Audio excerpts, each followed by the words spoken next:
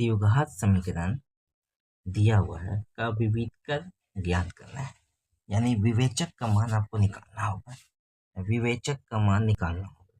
अभी 2 दिन पहले हम विवेचक का मान बताए थे, तो विवेचक और विविध कर एक ही को कहते हैं, ठीक है।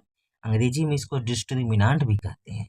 जब भी ऐसा रहेगा तो अच्छा, यहाँ पर देखिए क्वेश्चन और पूछा रहा है, विविध कर का मान ज्ञात करिए और फिर मूलों की प्रकृति भी बताना है। मूलों की प्रकृति की किस नेचर का है ये, तो इस तरह का जब भी क्वेश्चन रहे तो आपको ये वाला फार्मूला बैठा, बी स्क्वायर माइनस 4ac, इसी पे बैठाइए, काम खत्म।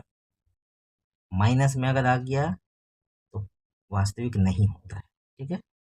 पहले बना लेते हैं, बी कितना है, याद रखिए जब भी एक्स स्क्वायर के साथ जो भी लगा रहे इसको हम लोग ए कहते हैं। सिर्फ एक्स, यहाँ पे एक्स स्क्वायर नहीं है, सिर्फ एक्स है, तो जब एक्स के साथ जो लगा रहता है उसको हम लोग बी कहते हैं। जिसके साथ कुछ भी नहीं रहता है उसको हम लोग सी कहते हैं। तो यहाँ पे बैठा लेते हैं, बी कितना है, माइनस में 8 है, माइनस में 8 का होल स्क्वायर माइनस 4a, ये तीनों गुना में है, ए कितना है 5, सी कितना है 3 है। अब देखिए -8 गुने -8, माइनस माइनस प्लस, 8 8 64, यानी कि स्क्वायर में माइनस रहे चाहे प्लस, प्लस में ही होगा, तो 64 हो गया। 5 चौके 20, 20 दिया 60, 60 ना आया। तो अब बताइए डी बराबर कितना आ गया 4, यही हो गया आपका विविध कर, ठीक है। ये आंसर हो गया आपका। एक क्वेश्चन और बोल रहा था, प्रकृति बता, किस प्रकृति का ये है, ठीक, किस नेचर का है।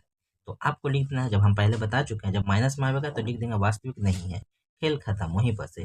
लेकिन अगर प्लस में नहीं आता है, अगर माइनस में नहीं आता है, प्लस में आया थी तो प्लस में ही आया, तो इसको हम लोग लिखेंगे कि वास्तविक है, वास्तविक एवं असमान, असमान, ठीक है।